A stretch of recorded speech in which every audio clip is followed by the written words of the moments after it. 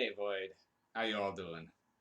Been a little while since I've checked in, but I've just been procrastinating and letting a whole stack build up again of things needing reviewing. Not to mention the immense backlog that I've just been putting off in general. So let's get a few going out here.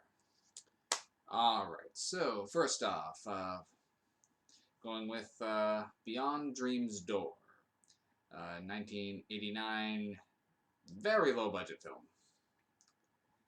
This is one I just arbitrarily pulled up on Shudder, and it caught my eye enough. Very eye-catching poster. I will say I see a lot of movies because of a very eye-catching 80s poster.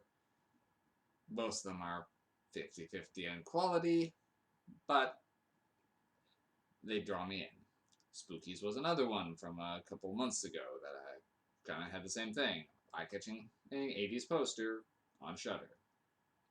There's another one also I think sitting in my Shudder queue that's in the same kind of gist, so we'll see how that goes. Anyway, Beyond Dream's Door.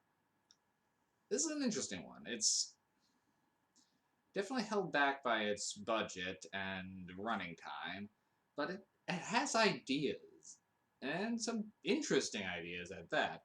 It just doesn't take the time to fully develop and explain them. So, the plot follows Ben, college student who's been having strange nightmares. Now, he hasn't remembered his dreams before this. Like, he hasn't remembered his dreams since he was a kid.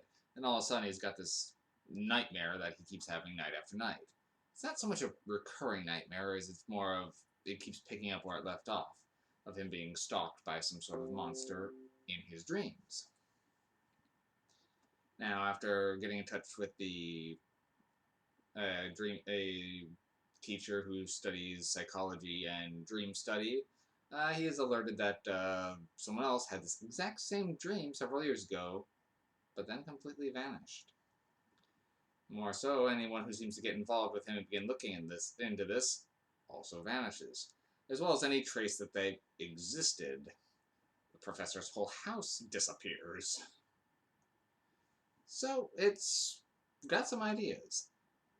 And the monster in the dream seems to...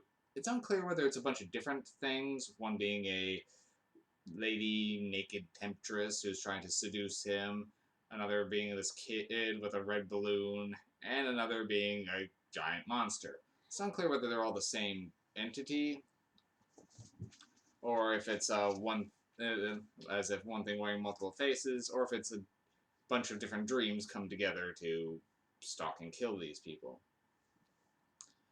So, it's kind of interesting there. They keep hinting, more than actually saying, that these are these are dreams coming to punish people who don't remember their dreams. But they also are being careful to wipe out any trace of their existence so no one can stop them. So yeah, it's got some interesting ideas. The budget is not there, though. The effects vary between terrible to then Halloween Store terrible. They're not bad. Like, some of the monster designs are fine, but the gore effects are lacking. Also, the acting. Wow. This is enough cheese that you could throw a little pasta in with it and have a decent lunch. The acting is bad. That said, I can't say I was bored by the film. I wanted to know what the heck it was trying to get to. But it definitely was a little lackluster in execution. But the monster designs did look decent, and there's a few jump scares that did make me twitch a little. Mostly because I had no idea what was coming in this thing.